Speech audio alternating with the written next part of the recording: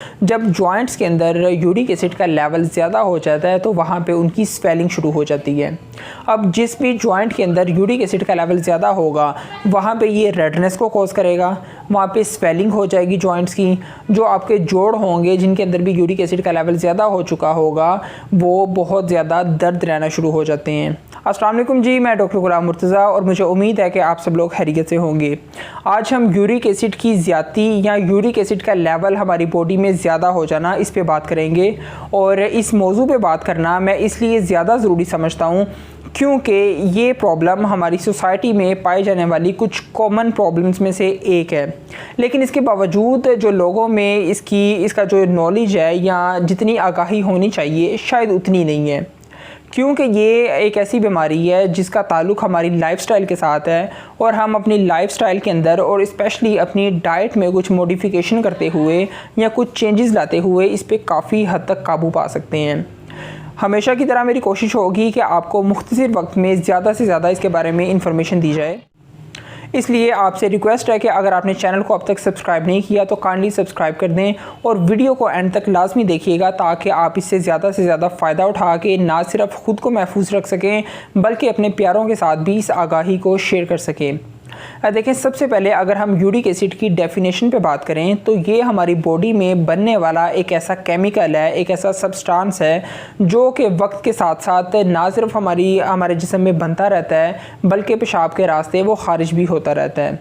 हम जितनी भी प्रोटीन्स का इस्तेमाल अपनी डेली डाइट में करते हैं, वो चाहे गोश्त की शक्ल में हो, चाहे अंडे की शक्ल में हो, चाहे दालों में जो प्रोटीन होती हैं या सब्जियों के थ्रू, ये सब प्रोटीन्स हमारी बॉडी में जब टूटती हैं तो प्यूरिन्स बनती हैं और इन प्यूरिन से अल्टीमेटली ये यूरिक एसिड बन रहा होता है।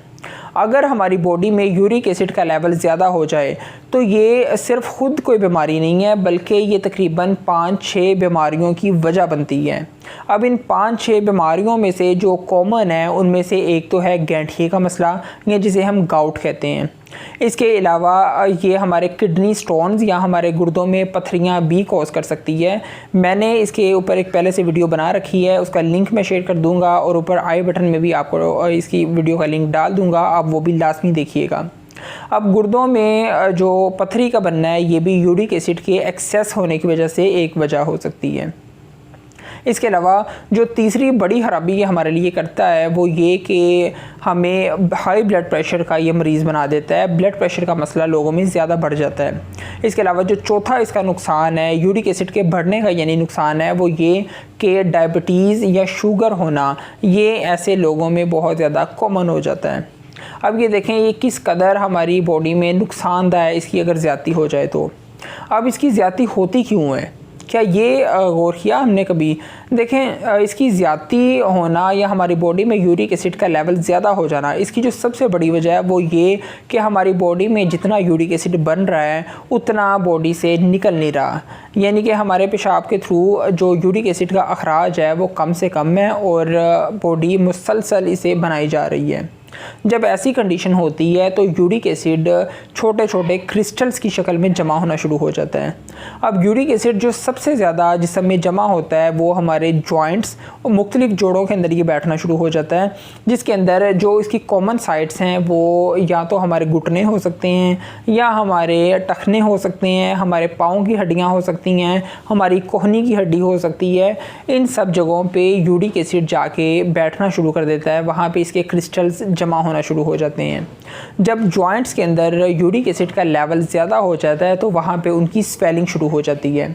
अब जिस भी जॉइंट के अंदर यूरिक एसिड का लेवल ज़्यादा होगा वहाँ पे ये रेडनेस को कॉज करेगा, वहाँ पे स्वेलिंग हो जाएगी जॉइंट्स की। जो आपके जोड़ होंगे जिनके अंदर भी यूरिक एसिड का लेवल ज़्यादा हो चुका होगा वो बहुत ज़्यादा दर्द रहना शुरू हो जाते हैं। ख़ास तौर पे ये जो दर्द है ये रात को सोते हुए ज़्यादा होती है और तकरीबन 12 से 14 घंटे इसका ये कह लें कि जो अटैक है यूरिक एसिड का अटैक है ये रहता है दर्द की सूरत में। इस दौरान होता ये है कि हमारे जितने भी जॉइंट्स हैं वो सारे स्टिफ हो जाते हैं, मूवमेंट के अंदर काफ़ी ज़्यादा रिस्ट्रिक्शन आ जाती है, बंदा अच्छे से मूव नहीं कर सकता। अगर वो सुबह सुबह उठा है तो उसे उठने में, बेड से उतरने में इवन बहुत ज़्यादा ये दुश्वारी आ रही होती है। वो पेन को फील करता है, वो इस तरह फील करता है कि जैसे उसके जिस्म में एक जकड़न है और जितने भी जॉइंट्स हैं वो सारे स्टिफ हो के उसकी बॉडी कॉम्पैक्ट हो चुकी है। अब ये बहुत ही पेनफुल कंडीशन होती है। ये कंडीशन सिर्फ उसी सूरत में रिवर्स हो सकती है अगर हम अपनी बॉडी में यूरिक एसिड का लेवल कम से कम करें और पेशाब के रास्ते इसका अखराज ज़्यादा से ज़्यादा हो।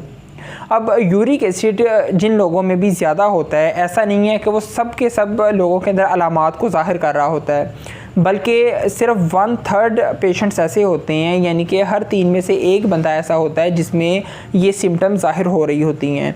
जो बाकी 2 पेशेंट्स हैं 3 में, उनमें ये कंडीशन होती है कि कोई अलामत ज़ाहिर नहीं हो रही होती और ये अंदर ही अंदर से उन्हें कह लें कि एक साइलेंट किलर के तौर पर ये उनके जिस्म में ख़राबियाँ कोस कर रहा होता है। तो हमने अपनी डाइट के अंदर चेंजेस लानी है, वो ये हो सकती हैं कि हम पहले तो रेड मीट का इस्तेमाल कम से कम करें।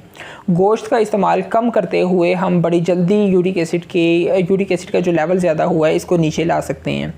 इसके साथ साथ ऑर्गन मीट अब एक ऐसा गोश्त है, जैसे कि आप यूँ समझ लें जैसे किसी जानवर का दिल है या उसकी कलेजी है, इसका इस्तेमाल भी कम से कम किया जाए, क्योंकि ये बहुत ही बड़ी साइट्स होती हैं जो कि प्यूरिन्स को हमारी बॉडी में बनाएंगी और वो प्यूरिन्स फिर आगे यूरिक एसिड के लेवल को ज़्यादा करते हैं। जो तीसरी बड़ी एहतियात है वो ये कि दालों का इस्तेमाल भी कम करें।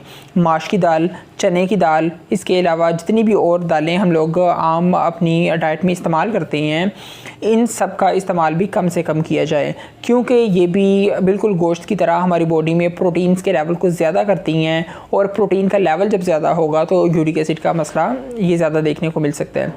जो चौथी हमने बड़ी एहतियात करनी है वो ये कि जिस तरह मैंने पहले भी डिस्कस किया, पानी का इस्तेमाल ज़्यादा करें।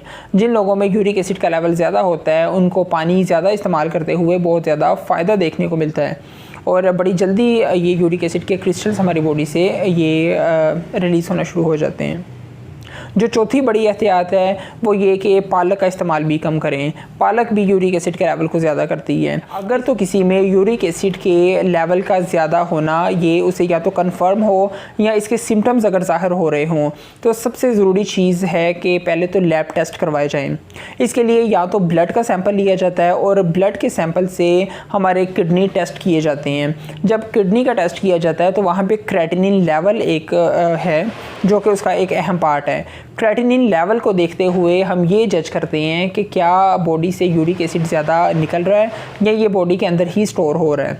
इस तरह भी इसकी पहचान की जा सकती है। यूरिक एसिड को जज करने का जो दूसरा और कह लें कि एडवांस लेवल है वो ये कि हमारे जॉइंट से डायरेक्टली फ्लूइड को या सैंपल को कलेक्ट किया जाता है। जॉइंट्स में एक नीडल को इंसर्ट किया जाता है और वहाँ से एक स्पेसिफिक पार्ट एक फ्लूइड का ले लिया जाता है और फिर उसको केयरफुली मॉनिटर किया जाता है कि उसके अंदर किस हद तक क्रिस्टल्स मौजूद हैं और कितनी एडवांसमेंट उसकी हो चुकी है या उसे रिवर्स करने में कितना हमें टाइम लगेगा। लेकिन